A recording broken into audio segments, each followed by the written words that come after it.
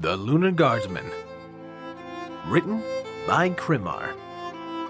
Chapter 10. Closing Doors. Part 1. I can't believe how easily you get them, Applejack. I never had half the success you have. Twilight was honest in her admiration and slight self-deprecation. Applejack had kept Reagan and Lunar in line almost effortlessly since day one. The two of them had come down to the gardens, curious to witness the organization taking place, and they instantly got to work trying to mess everything up.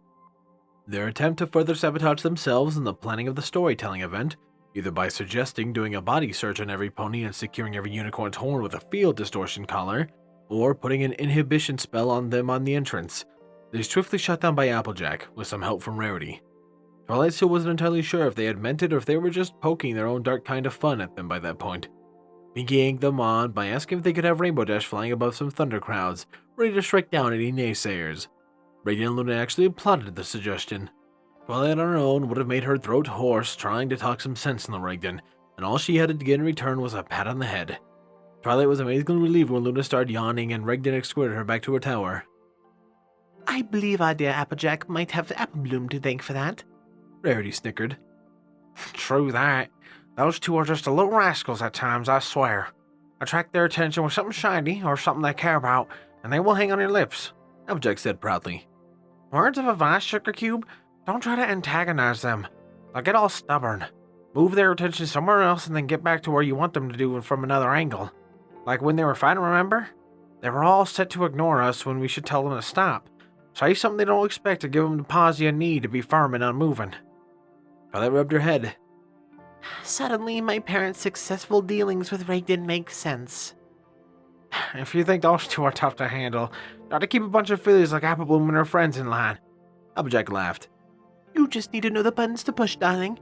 Sweetie Belle would do anything if I frame it so it refers to her friends, or simply getting her cutie mark. Those two are even simpler in comparison. They are each other's big shiny lever, and they haven't realized it yet. Too bad for them that even Commander Steadfast saw it through. Rarity looked up at the stairs that were passing by. You say you used to live up here? Yep, my astronomy tower. My room was on the first floor, but in later years I spent so much time in the observatory I moved almost all of my belongings at the top. Reagan lived in there. Twilight pointed out a wooden door, hidden from the view with a couple of columns. It looks like a storeroom. Rarity observed. Twilight opened the door and walked in a dusty large room. That's because it is. There was dust everywhere. The room was dark and there was only a single window to illuminate it, the glass in which had turned almost black by the amount of dirt on it, letting nothing through. The only real light came from Twilight's spell. Black shadows were cast around them from the huge crates laid haphazardly that covered the furniture. He lived here. Why? Applejack asked. Don't tell me Princess Celestia ran out of guest rooms, she said dubiously. She batted to cover her couch and sneezed loudly when a cloud of dust covered her. He chose this place himself. Twilight pointed at the end of the storeroom. He made his bunk in a small space behind a huge box right against the wall. He always lived with as little as possible. He kept the absolute minimum of clothes he needed. He only ate what the kitchens would serve anyway. He did his own cleaning. He never asked for more. He even hunted for meat when he needed it instead of letting Princess Celestia have some brought from the Griffins. But why? I thought for sure the princess would let him stay in a proper room. Rarity said. He claimed that all of this was amazingly tremendous luxury for him compared to what he used to have. Or not have. They all looked at the grimy room around them, dark, humid, and full of cobwebs. He said he didn't want to upset his luck. I wonder how he makes do in Luna's room now. Rarity gave a knowing hum that Applejack snickered at. Stop that! Here it is. His room. Twilight introduced him to Reagan's old dwellings. It was a sad little corner. His bed was a pile of old blankets laid on the floor. It was obvious that he used to keep this closed section clean, but everything had been reclaimed by dust. 3 small wooden boxes were on the side, pushed against a large crate that served as a makeshift wall. A few stubbled candles were still on top of one. He had pinned a multitude of papers on the crate. Twilight had been here many years, and had never seen them before. She got closer. They were old drawings made by her and Spike. Reagan had kept almost all of them. Space was made in the middle for one in particular. Twilight recognized it. She remembered drawing it along with Spike when she was 10. It showed her next to her parents and her brother. Spike was on the other side of her, and he had added Princess Celestia to his other side. At the end, distant from all of them, stood a biped figure. The top of the drawing was titled, Our Families. It was the first time they have ever included Reagan in any of their drawings, even if they had set him apart, and he still treasured it apparently. Next to the childish drawing, he had pinned 3 photos, one of her, one of Spike, and one of Princess Celestia. Below, there were more photos. Shining, Cadence, her parents, Prince Blueblood, and 4 mares she didn't know. She didn't expect to see Blueblood have a place of honor here. Then again, they were, more or less, all friends that Reagan had. But who were those 4? She examined them carefully. 2 of them were smiling, if you could call it that. They looked so fragile and hesitant. The other 2 seemed lifeless. Especially the last one. Her eyes looked dead. If he had had their photos, they must have been friends of his, but Twilight was certain that she had never seen these mares before. Twilight felt her heart give a little jerk. She noted the way he had positioned the bedding across from the photos. It was the first and last thing he saw every day. This is what he considers luxury, then. I would hate to see what he thinks of austerity. Rarity gently poked the blankets and spread them out. They were old and threadbare. Where did he keep his stuff, Twilight? Applejack asked. She was also examining the makeshift wall. These boxes here, I guess. Let's take a look inside, she answered. The first of the 3 boxes was a grand disappointment. It wasn't empty. It would be better if it was. Instead, they found ashes inside. Well, I guess we found the notes and stuff we were looking for, Applejack said unneededly. Twilight looked at the box cover they removed. There was less dust in it on the rest of the room. She sighed. This did not bode well. Next one, she said. The second one was empty. Rarity's horn lit and she pulled a few threads from the bottom. I believe we found his old closet, she said. She critically eyed the threads. Horrible quality. I don't know how much this cost, but anything would be too much. They opened the last box. That one was still full of various items. They started to pull them out carefully. Twilight pulled out a couple of books. She looked at them with distaste. What was he doing with this kind of reading material? What are these about, Twilight? Applejack asked as she left Rarity to rummage into the boxes on her own. This one's about eugenics, she noted, Applejack's blank look. It's basically like breeding, but for ponies. You know, selectively increasing desired characteristics by mating. Yeah, okay, I get it. Very classy. The other one? This one is also peculiar. It's a book with alternate theories of teleportation. Like the thing you do? Applejack asked. Kinda.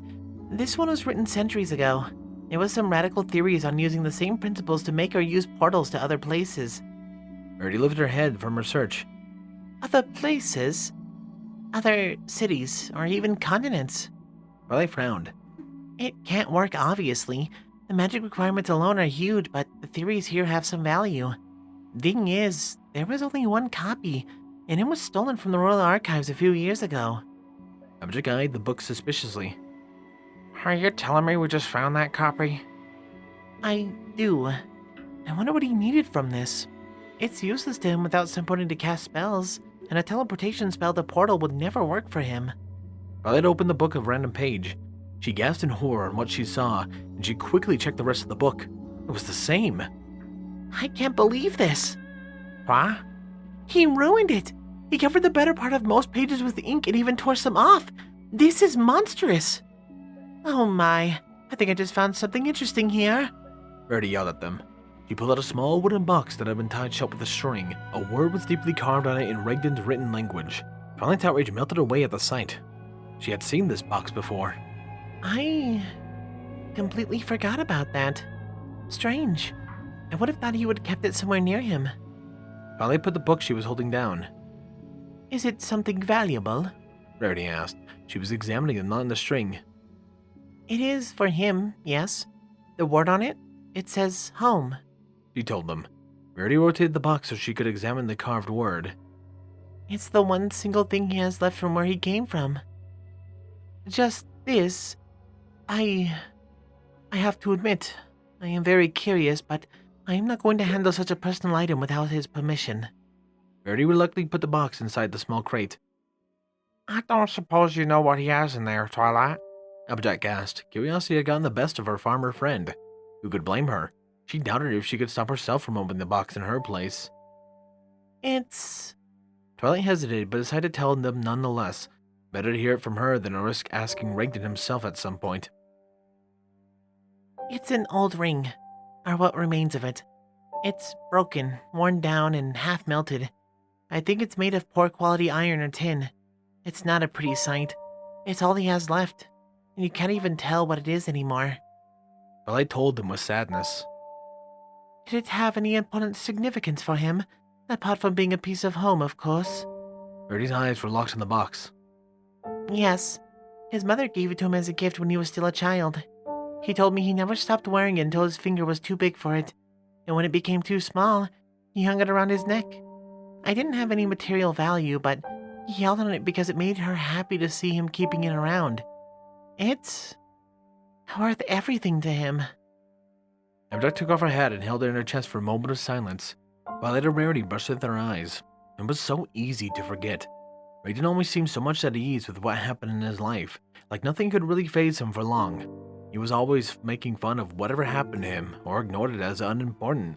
But Twilight had begun to understand all this was just a facade, to keep every pony from realizing how lonely he was. So far away from his home, friends, and family, might as well be a different planet away. He told her once while drunk that he would rather die than go back to trying to find a way to return, no matter how much he wanted to go back home. A home that all he had to remember it by was a misshapen piece of metal that he'd keep stashed away because he couldn't bear to look at it without crying. She only asked him to show her once, and she swore she'd never do it again after what happened. He gruffly told her to wait for him outside, after showing it to her while he packed the mangled memento out of sight. Twilight had stalled long enough at the door to barely hear the sound of his soft crying. It was the only time he had cried or showed true regret, about his lot in life that she knew of. She ran out before she was noticed, and neither of them ever mentioned the ring again. He had lanched on them so hard, as if he was drowning and they were the rope holding him up. How did he really feel? Underneath all his bravado, how much pain was he hiding? She tried imagining losing every pony in her life, just gone, with no way to hear from them again. The thought of it alone almost physically hurt. She couldn't actually do it. Her heart and brain rebelled against it. Luna could understand. She realized. She certainly must have known what it was like to be ripped off from her world, better than anybody else ever could. Twilight sighed inwardly. Both of them had gone through experiences that could be described as torture, that were not the most adamant not to share. Both had lost their world, had performed actions they were ashamed of. Another thing they wouldn't share, though Luna wasn't such a terrible mystery, and they were both unbelievingly lonely before they met. Twilight wondered how much Luna knew about Reagan's past. She was probably the only one who knew the complete truth. Reagan must have certainly... There's a second box in here, Rarity announced. She showed them another version of the box and contained the ring. I haven't seen that before, Twilight said, mystified. She examined the box carefully. There were 2 different words carved on the top, neither of which she knew, with 2 of the 5 letters respectfully. The string on it looked much older and frayed by time. It had obviously been a very long time since it had been opened. So, no idea what he has in there? Applejack asked. Not at all. Should we open it? Twilight was heavily convicted. She either found out what was in here now, or she never did. What if it was as personal as the ring? Maybe it wasn't. Maybe all that was in there was an old piece of cloth that they could get no meaning out of. Would it be a breach of his personal life if they saw something they couldn't understand the importance of? It's your call, Twilight, Applejack said with her sole responsibility. Twilight took the box in her magic. She shouldn't. She knew that, but... Damn it. Luna knew everything about Reagan, and she had spent only a year with him. Twilight was jealous of her. She accepted that, but Twilight herself could be trusted with Reagan's secrets as well. She carefully untied the string, not paying attention to the little voice that called her a hypocrite. All of 3 of them grouped around the box as she opened it, and they all recoiled back at the sight. Twilight lost her grip on the box, but Rarity managed to catch it before it hit the floor. They slowly gathered around to take a second, longer look. Inside the box was a long lock of blonde hair, a small purple ribbon tied around it. One end of the hair was slightly burned, blackened, and curling in on itself, and the other end had dried out, reddish-brown flakes covering it. They stood silent, looking at it for some time. Who do you think this belonged to? Applejack asked in a whisper.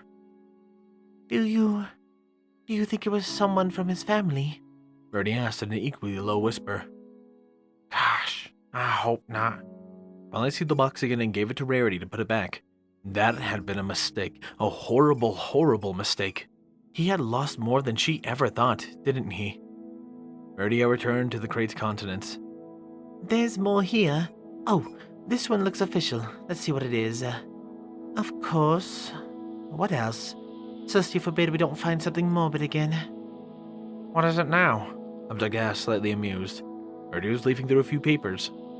Well, there are these here bank account statements. Reagan might have been living an austere life, but he really has about... Oh, that's a lot of bits. Twilight's curiosity was piqued. She could barely recollect something that Princess Celestia said about reimbursing Reagan someday for some of the things that he shared, but wasn't 100% sure on that. She had figured that the bits he spent on them today was most of what he had earned. How much does he have left if you subtract what he gave us today? She asked, feeling slightly guilty for taking his money. It's not like he had a steady income of any kind, unless Lunar arranged for him to start getting paid as a sole member of a Lunar Guard. A lot. Birdie answered to Twilight's intense surprise. He is rich. Very, very rich. I think he has a share in the Equestrian Railroad Association. Dear Celestia, how did he manage that? Birdie was astonished. Twilight felt a flash in her brain as she made the link. She remembered when she saw the train station for the first time. He had fallen down in laughter, his legs kicking up in the air when he saw the stallions tethered up to the front. I think I know how. Remember how the trains got pulled before they built the steam engines?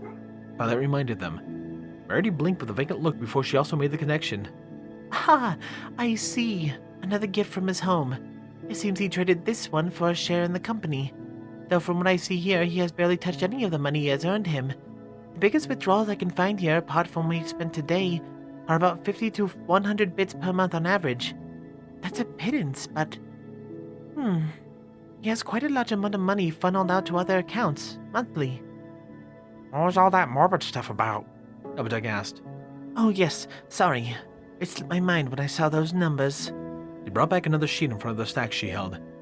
It's his last will and testament. I do not believe we should read this. Oh. Was all that Twilight felt like saying. Well, it's meant to be read at some point, isn't it? We've gone this far anyway. Besides, I'm pretty sure I can guess who gets everything of this newly discovered fortune. Upjack said with a meaningful eyebrow wiggling in Twilight's direction. Well... Birdie said, starting to read with fading reluctance. It's not much. Basically, he leaves what little material personal possessions he has to you and Spike, Twilight, to keep, share, or destroy as you see fit. There are instructions for his funeral. Birdie frowned in displeasure. There is not to be one. No funeral, no grave, and no memorial of any kind. He wants his body burned and the ashes thrown anywhere available. He suggests, oh Celestia, a landfill. Seriously, what happened to his self-respect? Birdie demanded, waving the papers around her.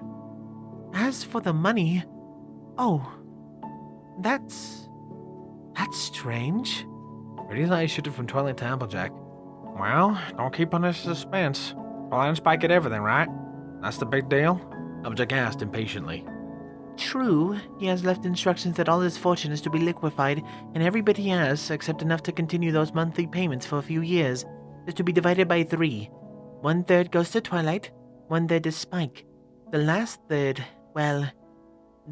of the money is to be delivered to the Apple family, owners of the sweet apple acres at Ponyville. What? It's quite clear, Applejack. When Reagan passes on, you and your family will not have to worry about bits for some time. Birdie told her. She leafed back at the bank papers. Or, as it would be more appropriate to say, a long time, she added.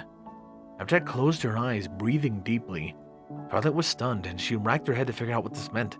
Why would Reagan... Why? How? Why? Twilight? Applejack said calmly. Yes? Twilight had an idea what was coming, and she wasn't looking forward to it. Would you mind explaining to me the meaning of this? Why would Reagan have my family in his will, and he never met any of us? Applejack said in a very calm tone. I have no idea. Honesty was the best route, wasn't it? Then why did it feel to Twilight that it wouldn't do a fat load of good to her? You have no idea, Twilight. I don't like this, and I don't like this one tiny bit. I don't know how or why, or I don't want my family involved in any of Reagan's harebrained schemes. So, let's try this again. What's the meaning of this? Applejack was getting upset at her. Applejack, honestly, I have no idea why he would do that. Applejack didn't look convinced. I swear, he might... Maybe he did it as charity? Maybe it's his own way of helping out my friends? I don't need charity, Twilight. Applejack said, offended. I know you don't, Applejack.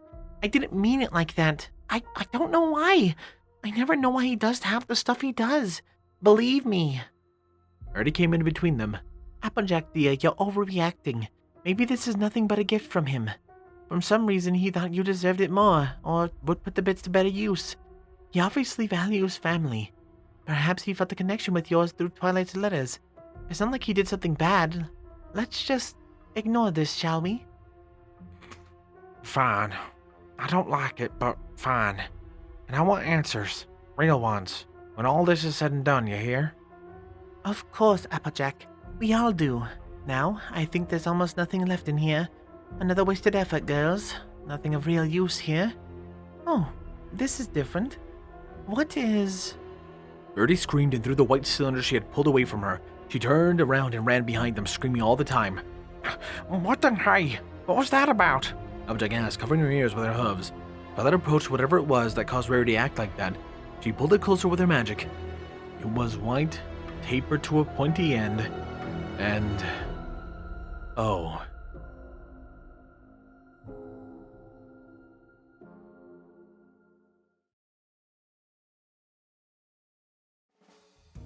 There we go. I hope you guys have enjoyed. I love TLG, and I'm glad to finally get an episode after 3 weeks, I believe. Hopefully, none of that anymore. That aside, I would like to thank my wonderful Patreons. Thank you, my Tier 1 Patreons, Squall, Windfeather, Starlight Blaze, Dreamless Portal, and Rainflicker. My Tier 2 Patreons, Chase Lemaster, Sword Brother and Mordred, Nocturne, Solus, RD Bryant, Captain Blueshadow, Danish Dash, HKH4 aka Texture, and The Animated Ghost. And of course a large thank you to Silent Titan. I appreciate you guys' support so much and it means a ton to me. If you enjoyed this video, consider liking, subscribing, and of course leaving a comment down below. Anything helps, but your viewership is more than enough. That aside, however, this has been Firehearth. Have a wonderful day.